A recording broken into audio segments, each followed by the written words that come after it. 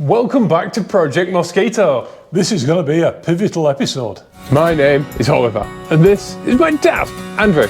He's a wicked engineer and my next door neighbour. We've always wanted to build a car together. So when I found my dream car in nightmare condition, we decided to embrace it, seize the day and re-engineer the entire car from scratch. Well, it's looking more and more like a car every single day. A K20 A2 from a Honda. And make your own gear knob kit. There you go. This might take a while.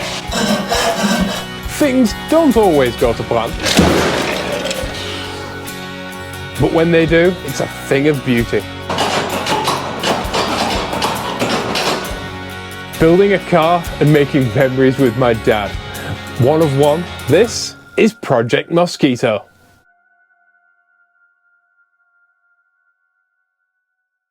I'm sick of photoshopping this jack out of every thumbnail. So this week, we're gonna get rid of it and make a hinge for the front end.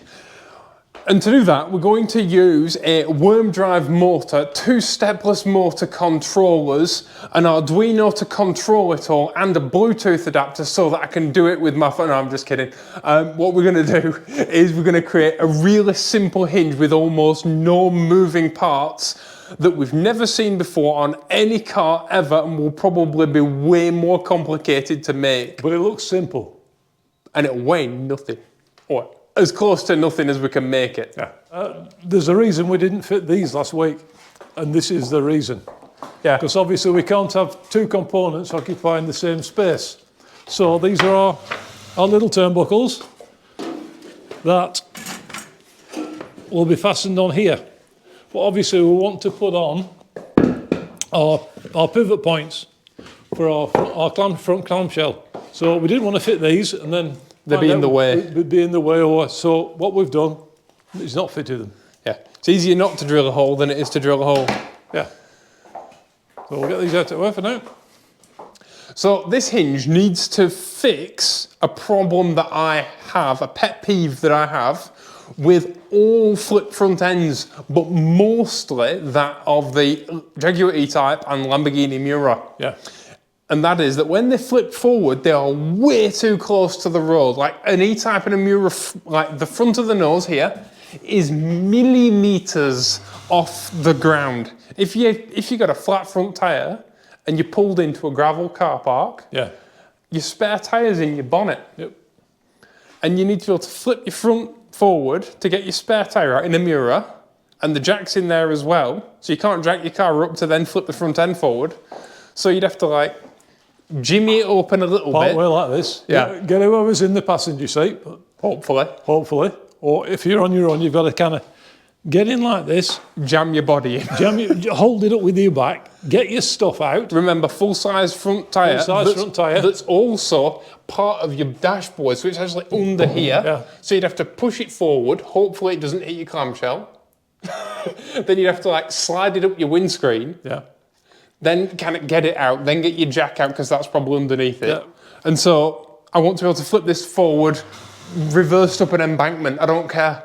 Anywhere I want to flip this front end forward, and I need to get into here to change windscreen wiper liquid. I don't want to be like, oh, hang on a minute, I better get my dustpan and brush out the boot and sweep in front of my car in case. No, not more than a piece of gravel, no more than 10 millimetres. Or an ant with a big head.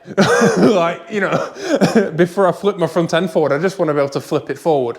And usually what they use is what's called a 4-bar linkage, which is basically what you have on like a Mark II Ford Escort boot hinge. And they're okay, but to come out this far and go that high up, yeah, you want really long links. The pivot points would have to be this far apart. And the problem with 4-bar linkage is they love to twist. And so what you'd have to do is you'd have to kind of reinforce all your bars, and it would just be stupid. Which is why a standard GTM has a big, in fact, I'm going to go get it.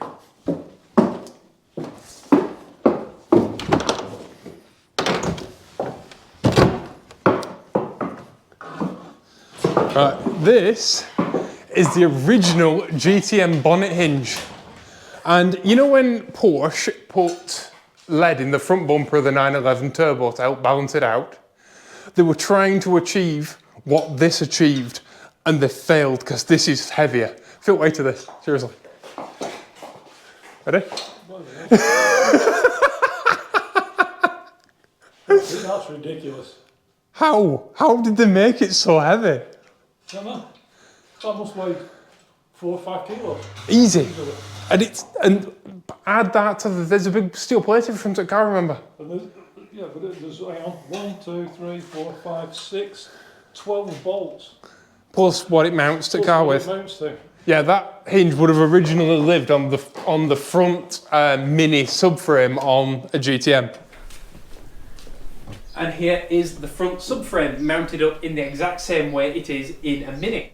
And obviously now we have this lovely lightweight aluminium radiator duct, and you can't mount your front clamshell to it. Your front clamshell to a nice crushable structure. And so we need to move our hinges inward of that, and we don't want this horrible long 4-bar linkage. So where are you going to mount your worm drive and your stepless motors, Dad?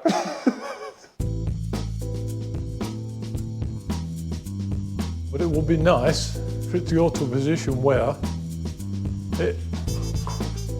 if there was no wind, it would hold itself up. Yeah. As that slides forward, so long as that stays at the same height. You're going to get a bigger rump. Because it goes up. So when it goes up, it then pivots forward. Hang on, so you measure that distance then. From there. So then if we add 40 mil or whatever. Yep. Because you're coming back then off this angle. Yeah. Really need to learn how to cut a straight line with a pair of scissors.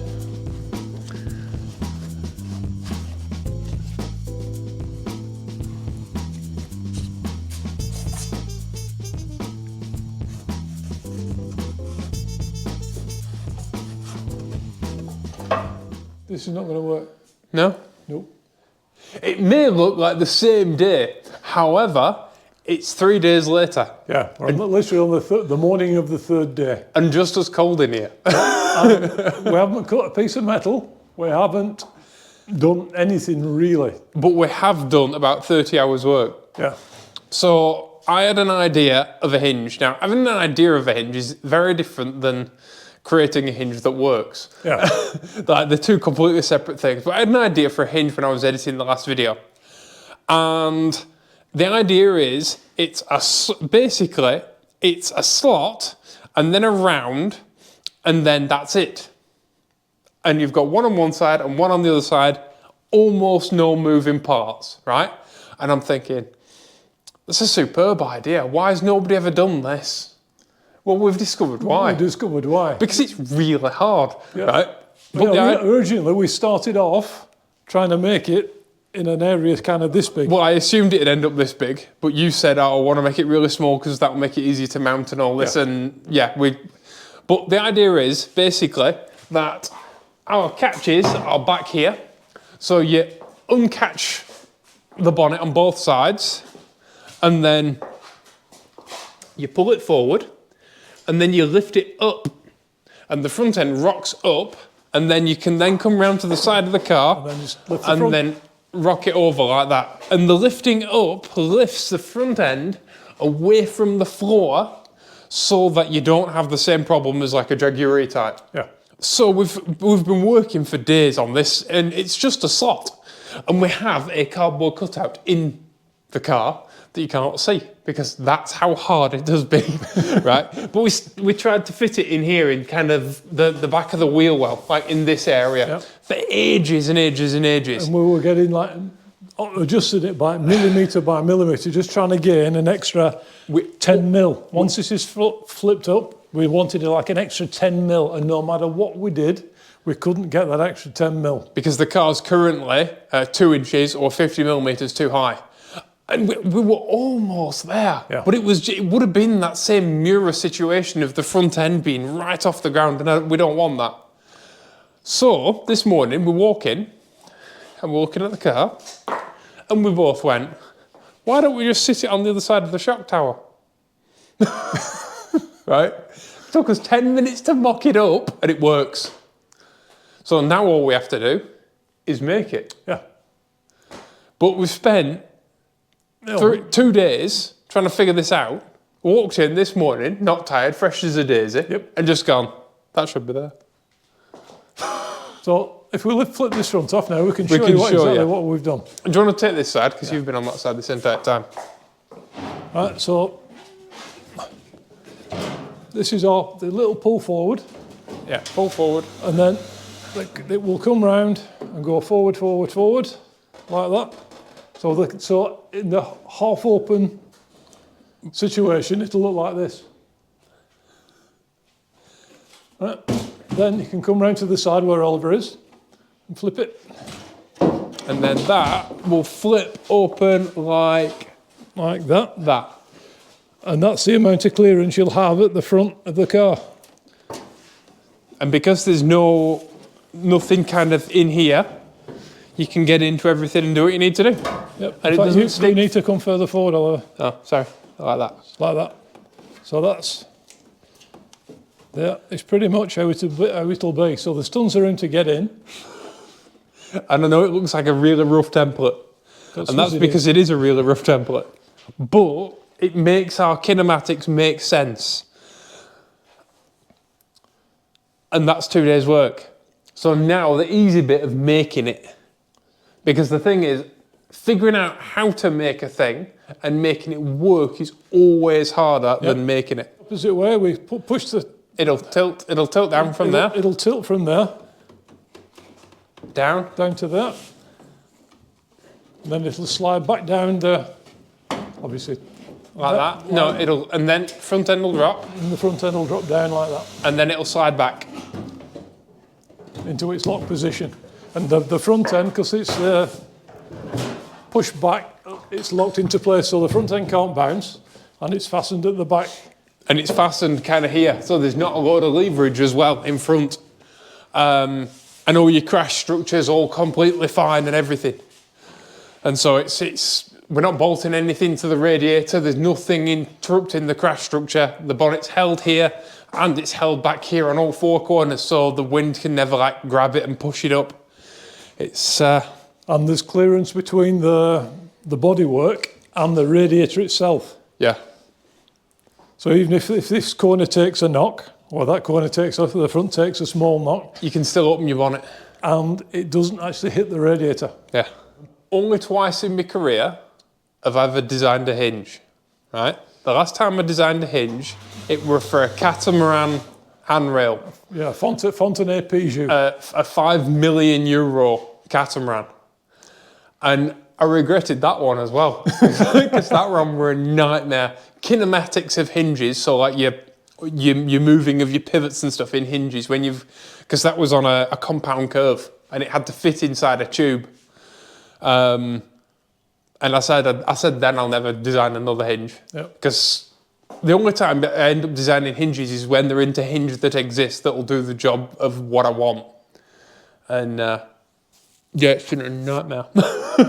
As well as the bracket on the front, we also need two little brackets here on this corner, which protrude out.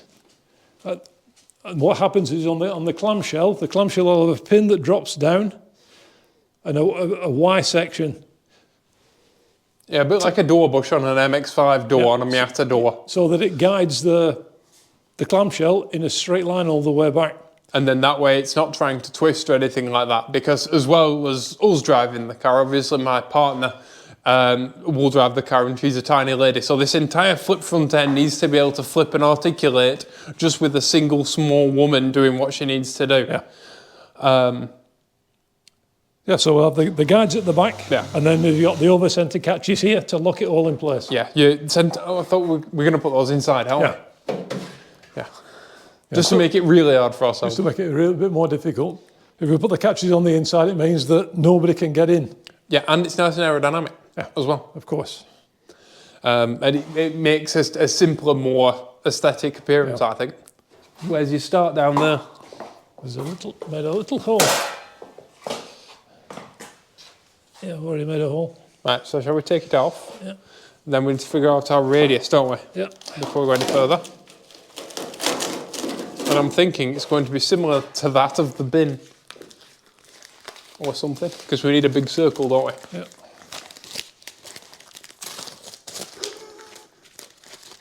Everyone's going to think we're insane. I mean, more insane than they thought we were. Because let's face it, that wasn't a very hard bar. Oh, hang on.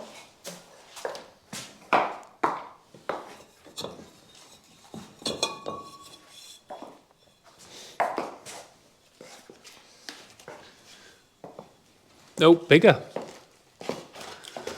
Bigger. So we're trying to get from this hole to there. Nope, bigger. No, it doesn't have to be a perfect radius. No, but it can't go back on itself. So we need bigger than a 14. A bitter out there. Yep. Right. Where's your thing? Hang on. Hang on there, old chap. Come on, I'm studying like Timu Captain America. Let me just measure that.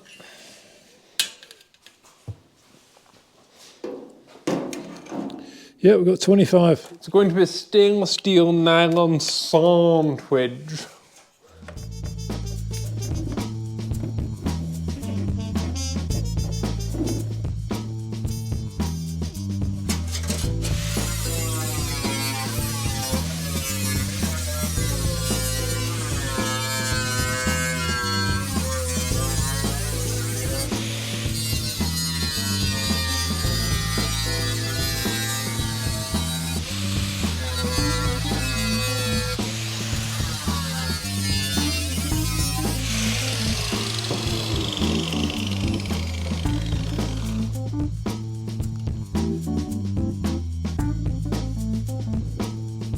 That's the correct curve, yeah, but everything needs to be a lot more slim-lined, and obviously have some thickness to it and be able to weld to the... So let's make 4 of them then. Well, no, because that means we need to make one, really. Then we can draw around it when it's done. Otherwise, we're going to have to make it and chop You them all can down clamp them again. together when you cut them, when you alter them though. If they're all same, once you get this groove in all 4, then they can be clamped together and sliced, yeah? Yeah, we'll have to drill them Yeah. and then file them out by Yeah. hand. When I was a kid, my dad used to say to me, the simple solution is always the hardest to come up with. And it's very true, but in this case, it's also very difficult to make because all 4 of these Hinge sausages have to be identical. And when we say identical, we mean millimetrically perfectly identical. Yeah, the slot especially. Which is going to be a challenge. So ideally we need to make them all together, don't we? Yeah, well, we're actually going to make them a little bit too big.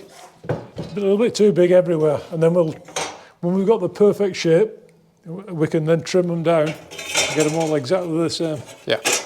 Because obviously the outside ones, because the shock towers, might need to be a little bit shorter than the inside ones and stuff like that. We don't know yet. But if they're all identical for putting the slot in, that's what actually matters.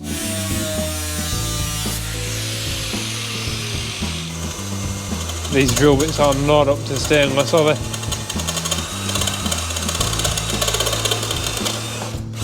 We got there eventually.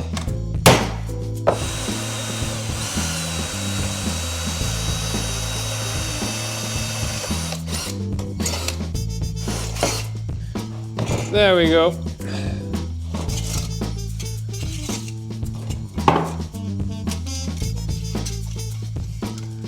This is a weird bonnet hinge.